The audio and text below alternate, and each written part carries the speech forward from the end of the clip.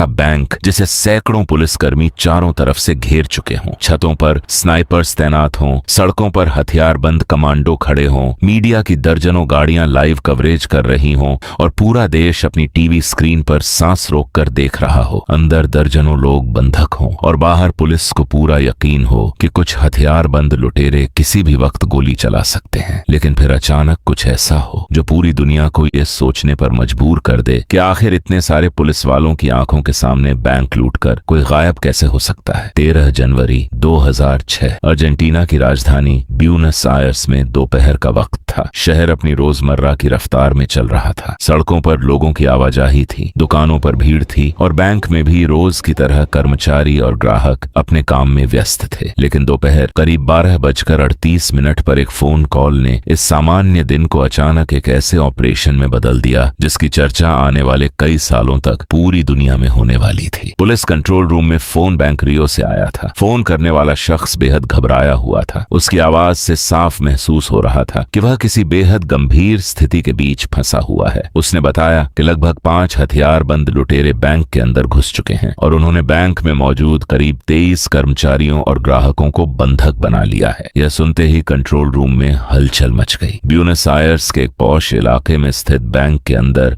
हथियारबंद लुटेरे और दर्जनों निर्दोष लोग उनकी कैद में। पुलिस जानती थी कि यह कोई सामान्य बैंक डकैती नहीं थी। अगर हालात बिगड़ते तो कुछ ही मिनटों में दर्जनों लोगों की जान जा सकती थी। और उससे भी बड़ी बात यह थी कि पूरा मामला राजधानी के एक हाई प्रोफाइल इलाके में हो रहा था। पुलिस के लिए यह सिर्फ एक क्राइम सीन नहीं था, यह उनकी पूरी सुरक्षा व्यवस्था की परीक्षा थी। इसलिए बिना समय गंवाए पुलिस की कई टीमें बैंक की तरफ रवाना कर दी गईं। कुछ ही मिनटों में जिस सड़क पर रोजमर्रा की आवाजाही और सामान्य जिंदगी दिखाई देती थी, वहां अचानक पुलिस सायरनों की आवाज गूंजने लगी। एक के बाद एक पुलिस वाहन वहां पहुंचने लगे। सड़कें बंद कर दी गईं और देखते ही देखते बैंक चारों तरफ से घिर गया। करीब 300 पुलिसकर्मी पूरे इलाके में तैनात हो चुके थे, लेकिन पुलिस सिर्फ संख्या के दम पर वहां नहीं पहुंची थी। इस ऑपरेशन में अर्जेंटीना की सबसे प्रशिक्षित और खतरनाक मानी जाने वाली फॉल्कन टीम भी शामिल थी। भारी हथियार, बुलेट प्रूफ जैकेट, आधुनिक कम्युनिकेशन सिस्टम और पूरी तरह तैयार स्पेशल फोर्सेस बैंक को चारों तरफ से घेर चुकी थीं। कुछ कमांडो बैंक की छत पर उतारे गए। आसपास की ऊंची इमारतों पर स्नाइपर्स ने पोजीशन ले ली। उनकी राइफल्स बैंक के संभावित एंट्री और एग्जिट पॉइंट्स पर केंद्रित थीं। बाहर से देखने पर ऐसा लग रहा था जैसे किसी छोटे से बैंक के आसपास पूरा सैन्य ऑपरेशन शुरू हो गया हो। और तभी इस कहानी में एक और किरदार दाखिल हुआ, मीडिया। जैसे ही न्यूज चैनलों को बैंक में बंधक बनाए जाने की खबर मिली, दर्जनों कैमरे और ओबी वैन घटना स्थल पर पहुंचने लगी। कुछ ही देर में सड़क का एक बड़ा हिस्सा मीडिया से भर गया। अब यह घटना सिर्फ बैंक और पुलिस के बीच नहीं रह गई थी। पूरा अर्जेंटीना टीवी स्क्रीन पर इस ऑपरेशन को देख रहा था। हर गुजरते मिनट के साथ लोगों की बेचैनी बढ़ रही थी। हर कोई यही जानना चाहता था कि बैंक के अंदर क्या हो रहा है। क्या बंधक सुरक्षित हैं? क्या लुटेरे पुलिस पर हमला करेंगे या फिर कोई खून खराबा होने वाला है? लेकिन बैंक के अंदर स्थिति उससे भी ज्यादा तनावपूर्ण थी। लुटेरों ने सभी बंधकों को जमीन पर लिटा रखा था। बंदूकें उनकी तरफ तनी हुई थीं और हर किसी को डर था कि बाहर पुलिस की हलचल बढ़ने के साथ अंदर बैठे लुटेरे कहीं घबरा न जाएं। लुटेरों में से एक शख्स ग्रे सूट पहने हुए था। उसका व्यवहार बाकी लोगों से ज्यादा आक्रामक दिखाई दे रहा था। उसे पता था कि बैंक चारों तरफ से घिर चुका है और किसी भी वक्त पुलिस हमला कर सकती है। पुलिस ने स्थिति को शांत रखने के लिए बातचीत का रास्ता चुना। एक नेगोशिएटर ने माइक्रोफोन के जरिए बैंक के अंदर मौजूद लोगों से बात करने की कोशिश की। कुछ पल तक कोई जवाब नहीं आया। फिर अंदर से एक आवाज सुनाई दी। ग्रे सूट पहने उस शख्स ने जवाब दिया। उसने अपना नाम वॉल्टर बताया, लेकिन उसकी आवाज में डर भी था और गुस्सा भी। वॉल्टर ने पुलिस को सीधी चेतावनी दी कि बैंक की छतों पर मौजूद स्नाइपर्स को तुरंत वहां से हटाया जाए। अगर पुलिस ने ऐसा नहीं किया तो वह एक एक करके बंधकों को मारना शुरू कर देगा। अब पुलिस के सामने एक बेहद मुश्किल फैसला था। अगर वे हमला करते हैं तो बंधकों की जान खतरे में थी और अगर वे पीछे हटते हैं तो लुटेरों को और समय मिल सकता था। कुछ साल पहले इसी तरह की एक बंधक स्थिति में पुलिस की कार्रवाई के दौरान लुटेरों के साथ निर्दोष बंधक भी मारे गए थे। वह घटना पुलिस के लिए एक बड़ा राष्ट्रीय विवाद बन चुकी थी। इस बार कोई भी उस गलती को दोहराना नहीं चाहता था, इसलिए पुलिस ने अपनी रणनीति बदल दी। उन्होंने लुटेरों से कहा कि वे बंधकों को नुकसान न पहुंचाएं। पुलिस उनकी मांगें सुनने को तैयार है और बातचीत के जरिए जरिए इस पूरे मामले को शांतिपूर्ण तरीके से खत्म किया जा सकता है। धीरे धीरे बातचीत आगे बढ़ने लगी। वॉल्टर की आवाज में भी अब पहले जैसी आक्रामकता नहीं थी, उसमें घबराहट साफ महसूस की जा सकती थी। कुछ देर बाद उसने एक ऐसा कदम उठाया जिससे पुलिस को लगा कि शायद बातचीत काम कर रही है। उसने बैंक के गार्ड को बाहर भेज दिया। गार्ड जैसे ही सुरक्षित बाहर आया, पुलिस ने उसे तुरंत अपने कब्जे में लिया और उससे बैंक के अंदर की स्थिति के बारे में पूछताछ शुरू की। गार्ड ने बताया कि लुटेरों के पास बंदूकें हैं, उनके पास बम भी हैं, लेकिन पुलिस की भारी मौजूदगी देखकर अंदर मौजूद लुटेरे खुद भी तनाव में हैं। पुलिस को लगा कि यह जानकारी उनके लिए एक सकारात्मक संकेत हो सकती है। अगर लुटेरे बंधकों को छोड़ रहे थे तो शायद वे वास्तव में सरेंडर करने के बारे में सोच रहे थे। कुछ देर बाद पुलिस की बातचीत के बाद 2 और बंधकों को बाहर भेज दिया गया। अब पुलिस को लगने लगा कि स्थिति धीरे धीरे उनके नियंत्रण में आ रही है। उन्हें लगा कि लुटेरे हिंसा नहीं चाहते। शायद वे समझ चुके हैं कि उनका प्लान फेल हो गया है। शायद वे पुलिस की ताकत देखकर डर चुके हैं और शायद अब वे जल्द ही हथियार डालने वाले हैं। लेकिन पुलिस एक ऐसी चीज नहीं देख पा रही थी जो उनकी आंखों के ठीक सामने हो रही थी। जो कुछ दिखाई दे रहा में सिर्फ एक परफॉर्मेंस था। लुटेरे पुलिस को वही दिखा रहे थे जो वे दिखाना चाहते थे। और तभी उनकी तरफ से एक ऐसी मांग आई जिसने बाहर मौजूद पुलिस अधिकारियों को कुछ पल के लिए हैरान कर दिया। लुटेरों ने कहा कि उनके लिए और बंधकों के लिए पिज्जा और सॉफ्ट ड्रिंक्स भेजी जाएं और उसके बाद वे सरेंडर की शर्तों पर विचार करेंगे। एक बैंक, चारों तरफ 300 से ज्यादा हथियारबंद पुलिसकर्मी, छतों पर स्नाइपर्स, स्पेशल फोर्सेस तैयार और बैंक के अंदर बैठे लुटेरे पिज्जा मांग रहे थे। यह सुनने में इतना अजीब था कि किसी को समझ नहीं आ रहा था कि इसे गंभीरता से लिया जाए या नहीं। लेकिन पुलिस ने उनकी मांग मान ली। करीब 30 से 40 मिनट के भीतर पिज्जा बैंक के अंदर पहुंचा दिया गया। अब बाहर पुलिस हथियार लेकर अपनी जगह खड़ी थी और अंदर बंधक और लुटेरे पिज्जा खा रहे थे। कुछ देर बाद तो स्थिति इतनी अजीब हो गई कि लुटेरों ने बैंक के एक कर्मचारी का जन्मदिन भी मनाया और उसके लिए हैप्पी बर्थडे गाया। बाहर बैठे अधिकारियों को यह देखकर लगा कि शायद मामला वास्तव में शांतिपूर्ण तरीके से खत्म होने वाला है। उनका विश्वास और मजबूत हो गया कि अंदर बैठे लोग खतरनाक हत्यारे नहीं हैं। शायद वे डर चुके हैं। शायद उन्हें अपनी गलती का एहसास हो गया है। शायद वे कुछ ही देर में बंधकों को छोड़कर सरेंडर कर देंगे। पुलिस का तनाव धीरे धीरे कम होने लगा। लेकिन यही वह पल था जब असली खेल अपने सबसे महत्वपूर्ण चरण में पहुंच चुका था, क्योंकि लुटेरों का असली मकसद पुलिस को हराना नहीं था। उन्हें सिर्फ पुलिस को व्यस्त रखना था और वे यह काम पूरी तरह सफलतापूर्वक कर रहे थे। कुछ समय बाद पुलिस ने फिर बैंक के अंदर संपर्क करने की कोशिश की, लेकिन इस बार कोई जवाब नहीं आया। उन्होंने दोबारा कोशिश की, फिर कोशिश की, फिर भी कोई जवाब नहीं।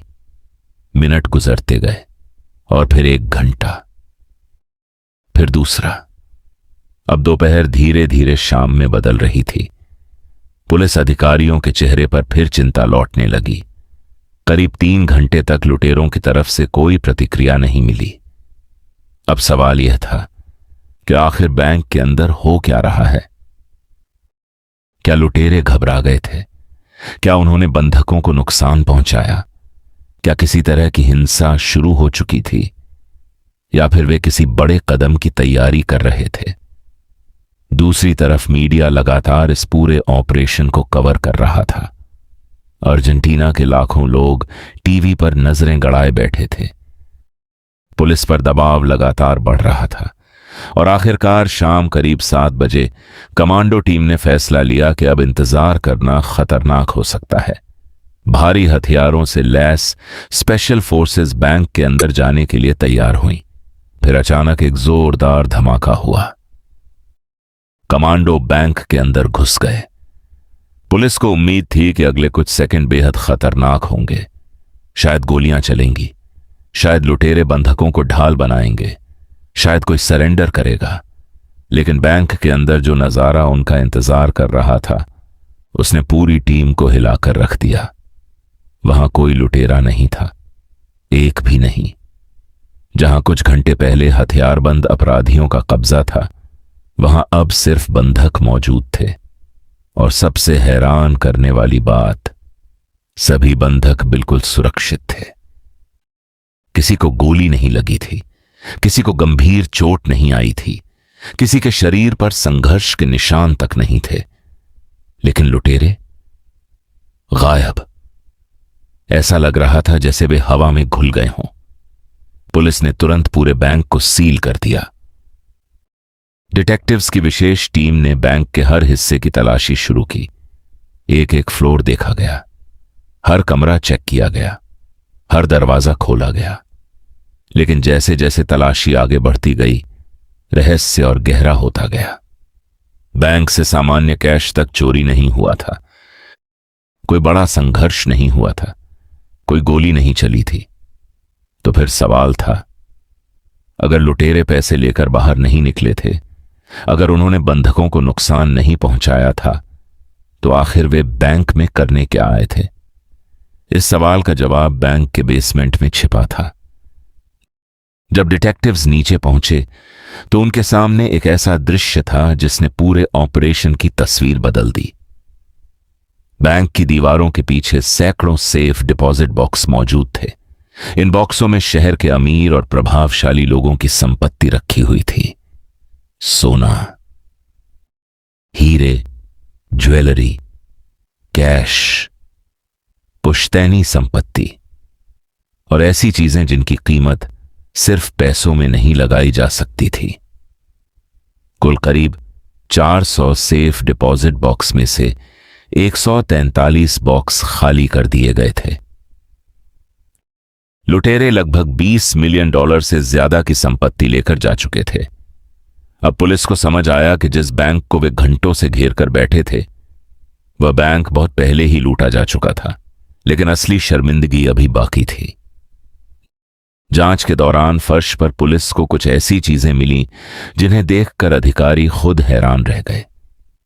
वह थीं खिलौना बंदूकें। हां, जिन बंदूकों के डर से सैकड़ों पुलिसकर्मी घंटों तक बैंक पर हमला करने से बचते रहे थे, उनमें से कई असली बंदूकें थीं ही नहीं। वह खिलौने थे, बम भी असली नहीं थे। लुटेरों ने नकली हथियारों का इस्तेमाल करके पुलिस को यह विश्वास दिलाया था कि अंदर बैठे लोग बेहद खतरनाक और पूरी तरह हथियारों से लैस हैं। और फिर उन्होंने एक हाथ से लिखा हुआ संदेश भी पीछे छोड़ा था। उस संदेश का भाव साफ था, अमीर लोगों के इलाके में बिना हथियारों और बिना किसी निजी दुश्मनी के। यह सिर्फ पैसा है, नफरत नहीं। अब पुलिस के सामने पूरी तस्वीर धीरे धीरे साफ हो रही थी। यह कोई सामान्य बैंक डकैती नहीं थी, यह एक माइंड गेम था, एक ऐसा खेल जिसमें बंदूक से ज्यादा ताकत डर की थी। लुटेरों ने पुलिस को विश्वास दिलाया कि वे बैंक के अंदर हैं। पुलिस ने उन्हें घेर लिया। नेगोशिएशन शुरू हुआ, स्नाइपर्स तैनात हुए, मीडिया जमा हुआ। फिर जहां अंदर गया, समय गुजरता रहा और उसी दौरान असली चोरी बैंक की जमीन के नीचे हो रही थी। लेकिन अब सबसे बड़ा सवाल था, लुटेरे बैंक से बाहर निकले कैसे? बैंक के हर दरवाजे पर पुलिस थी, सड़कें घिरी हुई थीं, छतों पर स्नाइपर्स थे, स्पेशल फोर्सेस बाहर तैयार थीं। तो फिर इतने बड़े खजाने के साथ वे गए कहां? जवाब बैंक के बेसमेंट की गहराई में छिपा था। डिटेक्टिव्स ने सेफ डिपॉजिट बॉक्स वाले हिस्से की पिछली दीवार को बारीकी से जांचना शुरू किया और फिर उन्हें दीवार में एक बड़ा छेद दिखाई दिया। वह छेद नीचे की तरफ जाता था और नीचे एक सीवर सिस्टम से जुड़ा हुआ था।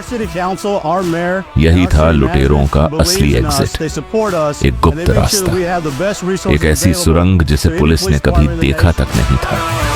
अब पूरा प्लान सामने था। जब ऊपर नकली बंदूकों के दम पर कुछ लुटेरे बंधकों को पकड़े हुए पुलिस से बातचीत कर रहे थे, उसी समय नीचे दूसरी टीम बैंक के बेसमेंट में काम कर रही थी। सेफ डिपॉजिट बॉक्स तोड़े जा रहे थे, कीमती सामान बैगों में भरा जा रहा था और फिर वह सब उसी गुप्त सुरंग के रास्ते बाहर भेजा जा रहा था। पुलिस जिस दरवाजे को देख रही थी, लुटेरे उस रास्ते से जा ही नहीं रहे थे, वे जमीन के नीचे से निकल रहे थे। और यही वजह थी कि पुलिस के पास बैंक को चारों तरफ से घेरने के बावजूद उनके पास लुटेरों को रोकने का कोई मौका नहीं था। जब पुलिस बैंक के बाहर अपनी पूरी ताकत लगाए खड़ी थी, तब अपराधी पहले ही कई ब्लॉक दूर पहुंच चुके थे। उनके हाथ में लाखों करोड़ों की संपत्ति थी और सबसे बड़ी बात, उन्होंने किसी निर्दोष की जान नहीं ली थी। यह अर्जेंटीना की सबसे चर्चित और सबसे चौंकाने वाली नॉन वायलेंट बैंक डकैतियों में बदल चुकी थी। लेकिन अब पुलिस के सामने एक और बड़ी समस्या थी।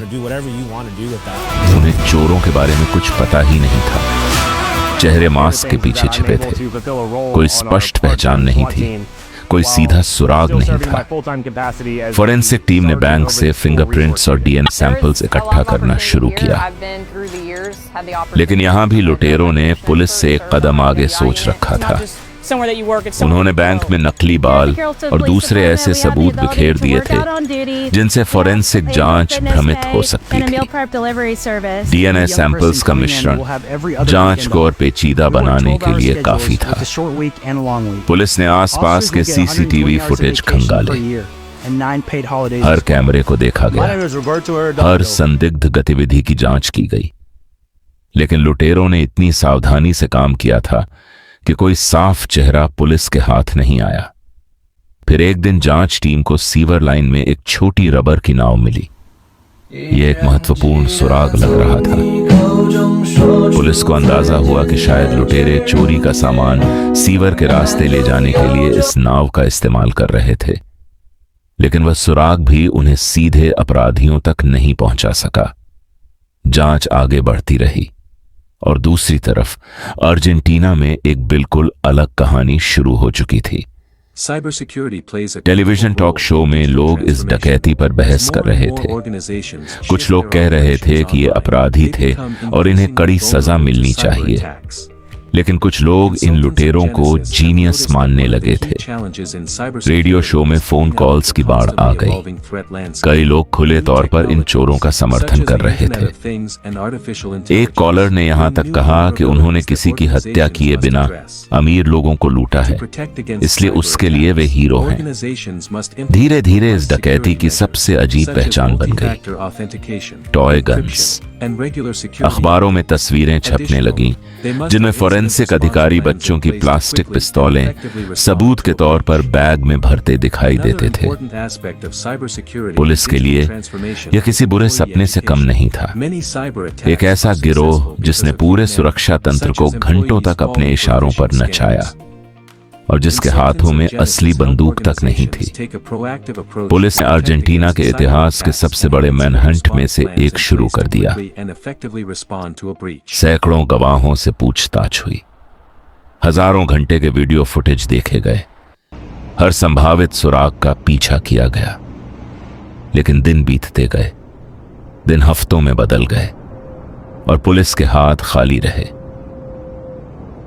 सबसे अविश्वसनीय बात यह थी कि जब शाम 7 बजे पुलिस बैंक के अंदर दाखिल हुई थी, तब तक लुटेरे न सिर्फ बैंक से निकल चुके थे, बल्कि वे अपने ठिकाने पर बैठकर टीवी पर उसी ऑपरेशन को लाइव देख रहे थे।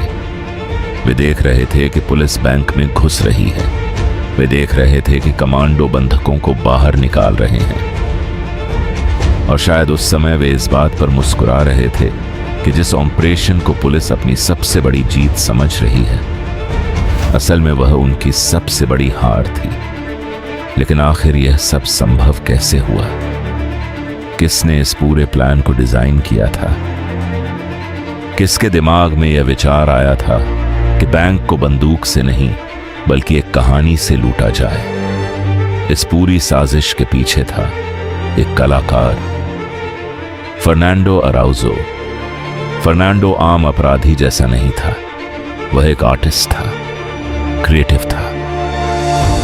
उसका दिमाग अलग तरीके से काम करता था। लेकिन उसी दिमाग में अपराध के विचार भी घूमते रहते थे। उसके लिए बैंक डकैती सिर्फ पैसे चुराने का तरीका नहीं थी। वह इसे एक पहेली की तरह देखता था, एक ऐसी पहेली जिसमें हर कदम पहले से तय होना चाहिए, हर जोखिम का जवाब होना चाहिए और पुलिस को हमेशा एक कदम पीछे रखना चाहिए।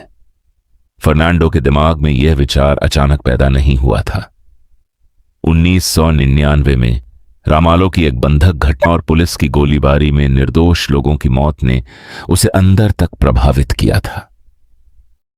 उसने सोचा, अगर कभी बैंक लूटना हो तो ऐसा क्यों न किया जाए जिसमें एक भी निर्दोष की जान न जाए, जहां कोई गोली न चले, जहां किसी को मारने की जरूरत न पड़े, जहां पुलिस को भी नुकसान न हो। उसने एक ऐसी डकैती की कल्पना करनी शुरू की जो हिंसा के बजाय दिमाग के दम पर पूरी हो, लेकिन कल्पना को हकीकत में बदलने में सालों लगने वाले थे। 2006 में डकैती हुई, लेकिन इसकी तैयारी कई साल पहले शुरू हो चुकी थी। फर्नांडो ने 2003 के आसपास बैंक रियो को अपना निशाना बनाया। उसने ऐसे बैंक को चुना जहां शहर के अमीर लोगों की संपत्ति और सेफ डिपॉजिट बॉक्स मौजूद थे। फिर उसने बैंक के पास एक घर किराए पर लिया। उसका उद्देश्य सिर्फ बैंक को देखना नहीं था, वह जमीन के नीचे मौजूद सीवर सिस्टम को समझना चाहता था। उसे पता लगाना था कि क्या कोई ऐसा रास्ता बनाया जा सकता है जो बैंक के बेसमेंट तक पहुंचे और पुलिस की नजरों से बचकर बाहर निकलने का रास्ता दे। लेकिन फर्नांडो जानता था कि इतना बड़ा ऑपरेशन अकेले करना असंभव था। उसे एक ऐसे व्यक्ति की जरूरत थी जिस पर वह पूरी तरह भरोसा कर सके। और उसके दिमाग में आया उसका पुराना school friend Sebastian Garcia Bolster. Sebastian एक कुशल मैकेनिक था। मशीनों और तकनीकी काम में उसे अच्छी समझ थी। फर्नांडो को पता था कि सुरंग बनाने से लेकर लॉकर्स तक पहुंचने और भारी सामान बाहर निकालने तक इस ऑपरेशन में तकनीकी कौशल की जरूरत पड़ेगी। एक दिन फर्नांडो ने सेबेस्टियन के सामने एक अजीब सवाल रखा, अगर हम बैंक लूटें और फिर पुलिस को भनक लगने से पहले ही वहां से गायब हो जाएं तो? सेबेस्टियन ने शायद उस समय इसे गंभीरता से नहीं लिया।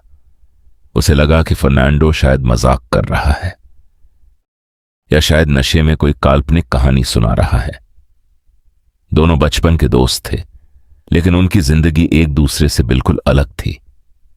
फर्नांडो एक फ्री स्पिरिट कलाकार था, उसे असामान्य चीजें पसंद थीं। दूसरी तरफ सेबेस्टियन एक परिवार वाला आदमी था जो सामान्य तरीके से जिंदगी जी रहा था। लेकिन फर्नांडो जानता था कि अगर यह मिशन कभी सफल होना है तो सेबेस्टियन इसके सबसे महत्वपूर्ण हिस्सों में से एक होगा। उसने उसे धीरे धीरे इस विचार की तरफ खींचना शुरू किया। उसी समय फर्नांडो खुद भी अपनी जिंदगी के एक बेहद मुश्किल दौर से गुजर रहा था। वह एक दर्दनाक ब्रेकअप से टूट चुका था। उसका अकेलापन इतना बढ़ गया था कि उसने अपने लॉफ्ट की खिड़कियों को काले रंग से ढक दिया था ताकि बाहर की रोशनी उसके अंदर न आए। वह खुद को दुनिया से अलग कर चुका था। अपना समय नशे में, फिल्मों में और बैंक डकैतियों से जुड़ी कहानियों में बिताता था। वह पुरानी डकैतियों का अध्ययन करता, देखता कि पुराने लुटेरों ने कहां गलती की, कहां पुलिस ने उन्हें पकड़ लिया, किस वजह से कोई प्लान फेल हुआ, और हर गलती से वह अपने लिए एक नया सबक निकालता। वह सिर्फ डकैती की योजना नहीं बना रहा था, वह एक ऐसी डकैती डिजाइन कर रहा था जिसमें गलती की गुंजाइश लगभग न हो। लेकिन सेबेस्टियन को मनाने के लिए सिर्फ दोस्ती और प्लान काफी नहीं था। फर्नांडो के पास एक और कारण था। अर्जेंटीना उस समय एक बड़े आर्थिक और बैंकिंग संकट से गुजर चुका था। लोग अपने ही बैंक खातों से पैसा निकालने के लिए संघर्ष कर रहे थे। लाखों लोगों की सेविंग्स बैंकों में फंस गई थीं। बैंकिंग सिस्टम पर जनता का भरोसा बुरी तरह टूट चुका था। सेबेस्टियन का परिवार भी उस संकट से प्रभावित हुआ था। उसकी जमा पूंजी फंस गई थी। उसके भीतर बैंकों के प्रति गुस्सा था। फर्नांडो ने उसी गुस्से को अपने मिशन से जोड़ दिया।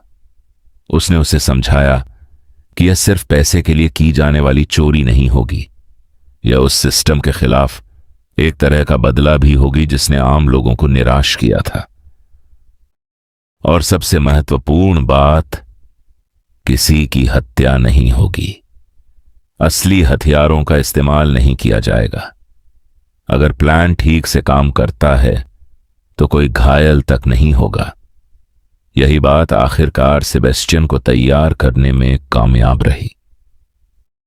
और इसके बाद शुरू हुआ वह मिशन जिसे इतिहास बाद में हाइस्ट ऑफ द सेंचुरी के नाम से याद करने वाला था। लगभग 2 साल तक हर छोटी से छोटी चीज पर काम किया गया। सबसे पहले बैंक की संरचना को समझा गया, फिर सीवर सिस्टम के नक्शे हासिल किए गए और आखिरकार एक ऐसी सुरंग बनाने की योजना तैयार हुई जो बैंक के बेसमेंट को नीचे मौजूद स्टॉर्म ड्रेन सिस्टम से जोड़ सके। इस पूरी योजना के 2 हिस्से थे। ऊपर एक टीम बैंक के मुख्य दरवाजे से अंदर जाती, कर्मचारियों और ग्राहकों को बंधक बनाती, पुलिस को बातचीत में उलझाती और यह सुनिश्चित करती कि बाहर मौजूद हर अधिकारी का ध्यान बैंक के अंदर मौजूद कथित हथियारबंद लुटेरों पर रहे। उधर दूसरी टीम जमीन के नीचे से बैंक के बेसमेंट तक पहुंचती। वहां से सेफ डिपॉजिट बॉक्स खोले जाते, कीमती सामान बाहर निकाला जाता और फिर उसी रास्ते से पूरी टीम बाहर निकल जाती। जब तक पुलिस को असली स्थिति का पता चलता तब तक बहुत देर हो चुकी होती। फर्नांडो ने बैंक की कई महीनों तक रेकी की। बैंक में कौन कब आता है, गार्ड कब अपनी जगह बदलता है, कर्मचारियों की दिनचर्या क्या है, किस समय बैंक में सबसे ज्यादा भीड़ होती है, पुलिस को कॉल करने में कितना समय लग सकता है, बंधक बनने के बाद कर्मचारी किस तरह प्रतिक्रिया दे सकते हैं। हर चीज को समझा गया। यहां तक कि नकली बंदूकों को भी इस तरह तैयार किया गया कि हाथ में लेने पर उनका वजन असली हथियार जैसे नहीं। उद्देश्य साफ था, किसी को शक नहीं होना चाहिए। लेकिन इतने बड़े मिशन के लिए सिर्फ फर्नांडो और सेबेस्टियन काफी नहीं थे। उन्हें और लोगों की जरूरत थी। ऐसे लोगों की जो दबाव में घबराए नहीं, ऐसे लोग जिन्हें अपराध की दुनिया का अनुभव हो। इसी तलाश में फर्नांडो की मुलाकात रूबेन बेटो डे ला टोरे और डॉग जैसे लोगों से हुई। इनमें से कुछ लोग पहले भी संगठित चोरी के मामलों से जुड़े रहे थे और पुराने समय के कुख्यात गैंग्स से उनका संबंध रहा था। फिर टीम में शामिल हुआ लुइस मारियो विटेट सेलानेस। विटेट सिर्फ एक चोर नहीं था, उसे अभिनय का भी शौक था और यही वजह थी कि पुलिस से बातचीत करने वाले किरदार के लिए उसे चुना गया। वही ग्रे सूट पहनकर वॉल्टर बनने वाला था। वही पुलिस को अपनी बातों में उलझाए रखेगा। वही बंधकों और पुलिस के बीच चलने वाले पूरे ड्रामे का चेहरा बनेगा। इसके बाद टीम में एक ड्राइवर भी शामिल हुआ, जूलियन सालोचवेरिया। उसकी जिम्मेदारी थी कि जैसे ही लुटेरे सीवर से बाहर निकलें, उन्हें वहां से तुरंत निकाल लिया जाए। लेकिन एक समस्या थी, सीवर का रास्ता सड़क के पास खुलता था। अगर सभी लुटेरे खुले में निकलते तो पुलिस उन्हें पकड़ सकती थी। इसलिए टीम ने भागने के लिए भी एक अलग योजना बनाई। उन्होंने अपनी वैन में ऐसा इंतजाम किया कि लुटेरे सीवर से निकलकर सीधे वाहन के अंदर पहुंच सकें। वैन को एक मैनहोल के ऊपर इस तरह खड़ा किया जाना था कि बाहर निकलते ही उन्हें खुले इलाके में खड़ा न होना पड़े। अब टीम तैयार थी, लेकिन अभी सबसे कठिन काम बाकी था। 15 मीटर लंबी सुरंग, एक ऐसी सुरंग जो बैंक की दीवार तक पहुंचे। शुरुआत में साधारण औजारों से मिट्टी और जमीन तोड़ने की कोशिश की गई, लेकिन कुछ इंच की खुदाई में भी बहुत ज्यादा समय लग रहा था। इसलिए उन्होंने जनरेटर, इलेक्ट्रिक ड्रिल्स और हाइड्रोलिक जैक्स जैसे उपकरणों का इस्तेमाल शुरू किया। करीब 1 साल तक रात के अंधेरे में ये लोग सीवर के गंदे और बदबूदार पानी में उतरते रहे। दिन में सामान्य जिंदगी, रात में जमीन के नीचे एक गुप्त मिशन। कभी पानी का स्तर बढ़ जाता, कभी सुरंग में काम करना मुश्किल हो जाता। कभी मशीनों की आवाज उन्हें डराती कि कहीं आसपास के लोगों को शक न हो जाए, लेकिन उन्होंने काम नहीं रोका। पानी के बहाव को नियंत्रित करने के लिए सीवर के अंदर एक छोटा बांध जैसा इंतजाम भी किया गया। भविष्य में चोरी का सामान निकालने के लिए छोटी इन्फ्लेटेबल नावों का इस्तेमाल करने की योजना बनाई गई। धीरे धीरे सुरंग आगे बढ़ती गई और आखिरकार वह बैंक के बेसमेंट की दीवार तक पहुंच गई। दीवार के दूसरी तरफ वही जगह थी जहां सैकड़ों सेफ डिपॉजिट बॉक्स रखे थे। अब सिर्फ सही दिन का इंतजार था और वह दिन आखिर तय हो गया। 13 जनवरी 2006 सुबह करीब 10 बजे बैंक खुला। लोग रोज की तरह अंदर आने लगे। कर्मचारी अपनी ड्यूटी पर थे, ग्राहक अपने काम में व्यस्त थे। किसी को अंदाजा नहीं था कि उसी दिन बैंक का इतिहास बदलने वाला है। कुछ समय बाद फर्नांडो अपने 3 साथियों के साथ बैंक के मुख्य दरवाजे से अंदर दाखिल हुआ। दूसरी तरफ सेबेस्टियन नीचे सुरंग में इंतजार कर रहा था। बाहर जूलियन अपनी वैन में बैठा सही समय का इंतजार कर रहा था। दोपहर करीब 12:30 के आसपास पहला चरण शुरू हुआ। नकली हथियार बाहर निकले। बैंक के अंदर मौजूद 23 कर्मचारी और ग्राहक बंधक बना लिए गए और ग्रे सूट पहने विटेट ने खुद को वॉल्टर के रूप में पेश करते हुए पुलिस के साथ बातचीत शुरू कर दी। बाहर पुलिस पहुंच गई। स्नाइपर्स अपनी जगह ले चुके थे। स्पेशल फोर्सेस तैयार थीं। मीडिया जमा हो चुका था और इसी बीच जमीन के नीचे सेबेस्टियन अपने असली मिशन की शुरुआत कर चुका था। सिग्नल मिलते ही वह सुरंग के रास्ते बैंक के बेसमेंट की दीवार तक पहुंचा। फिर ड्रिल्स और हाइड्रोलिक जैक्स की मदद से रास्ता बनाया गया। दीवार के दूसरी तरफ था असली खजाना। एक एक करके सेफ डिपॉजिट बॉक्स खोले जाने लगे। 143 बॉक्स, हर बॉक्स में अलग कहानी। कहीं सोना, कहीं कैश, कहीं हीरे, कहीं महंगी ज्वेलरी और कहीं ऐसी संपत्ति जो पीढ़ियों से परिवारों के पास चली आ रही थी। सामान बैगों में भरा गया। फिर उन्हें छोटी रबर की नावों में रखा गया ताकि सीवर सिस्टम के रास्ते बाहर ले जाया जा सके। ऊपर उसी समय एक पूरी तरह अलग नाटक चल रहा था। पुलिस नेगोशिएशन कर रही थी। लुटेरे पिज्जा खा रहे थे। बंधकों को छोड़ा जा रहा था। मीडिया कैमरे लगाए खड़ी थी और पुलिस को लग रहा था कि समय उनके पक्ष में है। उन्हें लगता था कि जितना समय बीतेगा लुटेरे उतने थकेंगे और अंततः सरेंडर करेंगे। लेकिन सच्चाई उलटी थी। हर गुजरते मिनट के साथ लुटेरे अपने मिशन के अंतिम चरण के करीब पहुंच रहे थे। शाम करीब 4 बजे तक जमीन के नीचे का काम पूरा हो चुका था। कीमती सामान बाहर पहुंच चुका था। लुटेरे सुरंग के रास्ते आगे बढ़े। वे लगभग 10 ब्लॉक्स दूर एक मैनहोल तक पहुंचे। वहां जूलियन अपनी वैन के साथ उनका इंतजार कर रहा था। सारा सामान वाहन में रखा गया। टीम वहां से निकल गई और बैंक के अंदर वहां अब भी बंधक मौजूद थे। पुलिस बाहर अब भी इंतजार कर रही थी और सबको यही लगता रहा कि लुटेरे अभी भी बैंक के अंदर हैं। करीब 3 घंटे तक यह भ्रम बना रहा। फिर शाम 7 बजे पुलिस ने आखिरकार बैंक में धावा बोल दिया। दरवाजा तोड़ा गया। कमांडो अंदर घुसे और वहां उन्हें मिले सिर्फ डरे हुए बंधक। लुटेरे नहीं, उनका पैसा नहीं, उनका कोई चेहरा नहीं, उनकी कोई सीधी पहचान नहीं। वे पुलिस के बिल्कुल सामने से निकल चुके थे और पुलिस को तब पता चला जब सब कुछ खत्म हो चुका था। लगभग $20 मिलियन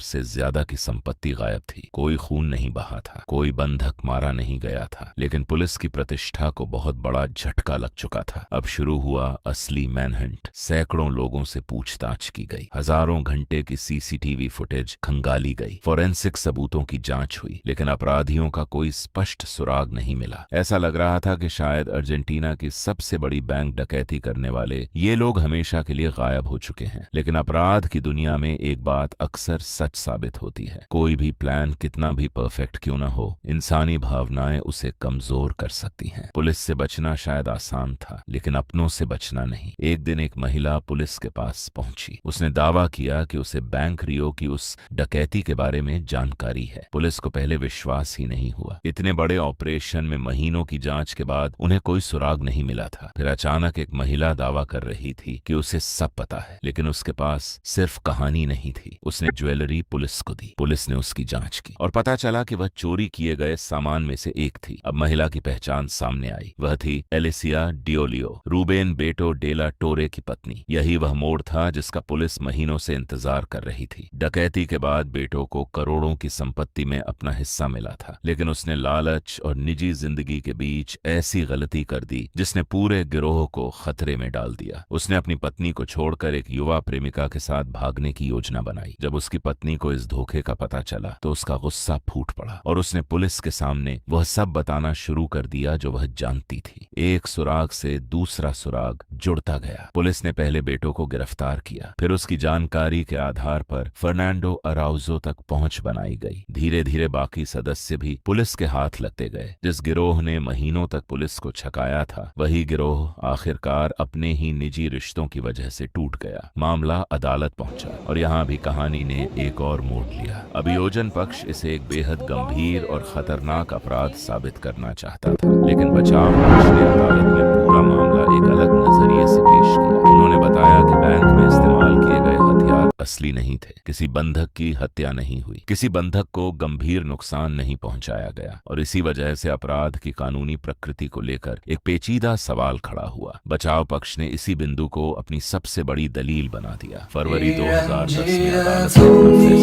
अपना फैसला सुनाया। फर्नांडो अराउजो को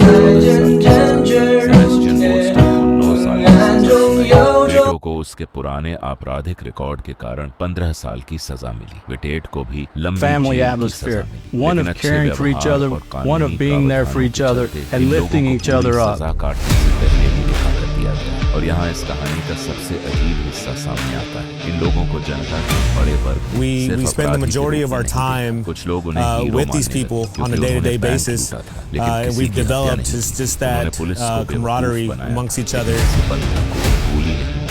उन्होंने करोड़ों की संपत्ति बनाई, We're constantly लेकिन backing खून each other नहीं up. बनाया था। We're यही making sure everyone's विरोधाभास safe and इस goes home to डकैती their को families. सामान्य And अपराध not just से at work, अलग but even बनाता है। outside. ये सिर्फ चोरी की कहानी That camaraderie नहीं। ये that we दिमाग, have here is मनोविज्ञान, unmatched. योजना और पुलिस की धारणा को अपने खिलाफ इस्तेमाल करने की कहानी।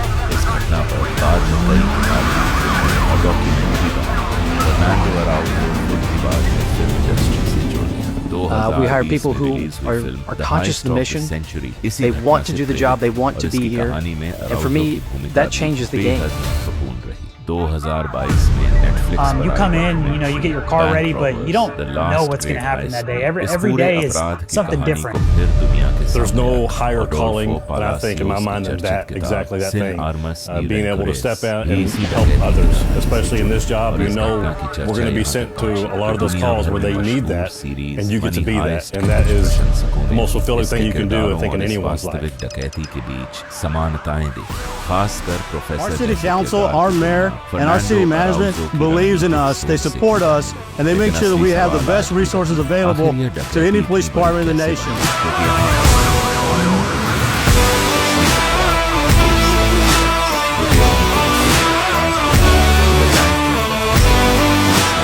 Carrollton is one of the best well-funded police departments in the state of Texas. From having bulletproof panels in our squad cars to having the shotgun, a less lethal shotgun, a shield, and rifle mounts in all of our cars.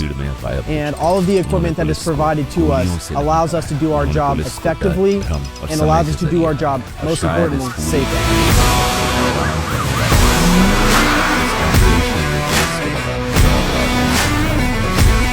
Crime fighting and community engagement go hand in hand. Both are two top priorities that I have for our organization and our community. When I came to Texas, the biggest thing I noticed was the community engagement. Our community is constantly always there for us, always caring about us, and always asking us, how we are. We're in the heart of the DFW area, so we're surrounded by major cities, Dallas, Plano. So what I love about Carrollton is that I still get to be a cop, and I still get to chase bad guys, but I still have that support of my community, and that's very important. This department really allows you to be whatever kind of police officer you want to be. If you want to do DWIs, if you want to do drugs, gangs, if you want to, try to be a detective at some point, this department really allows you with your free time to do whatever you want to do with that. One of my favorite things is that I'm able to fulfill a role on our part-time SWAT team while still serving my full-time capacity as the sergeant over the school resource unit. There's a lot of opportunity here. I've been through the years, had the opportunity to become a drug recognition expert, served on our DWI unit. It's not just somewhere that you work, it's somewhere that you grow. Here at the Carrollton Police Department, we have the ability to work out on duty. We have annual fitness pay and a meal prep delivery service. Any young person coming in will have every other weekend off. We work 12-hour schedules with a short week and a long week. Officers will get 120 hours of vacation per year and 9 paid holidays as well. My name is Roberto Arredondo, Chief of Police, and this is the Carrollton. Cybersecurity plays a critical role in digital transformation. As more and more organizations shift their operations online, they become increasingly vulnerable to cyber attacks. Consultants of Genesis have noticed that one of the key challenges in cybersecurity is keeping up with the constantly evolving threat landscape. New technologies, such as the Internet of Things and artificial intelligence, bring new vulnerabilities that organizations must address.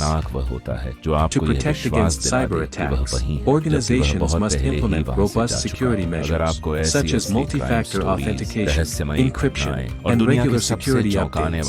Additionally, they must have incident response plans in place to quickly and effectively respond to a breach. Another important aspect of cybersecurity in digital transformation is employee education. Many cyber attacks are successful because of human error, such as employees falling for phishing scams. अगली ऐसी ही रहस्यमयी और हैरान कर देने वाली कहानी में। तब तक सतर्क रहिए, सवाल पूछते रहिए, क्योंकि हर सच उतना सीधा नहीं होता जितना पहली नजर में दिखाई देता है।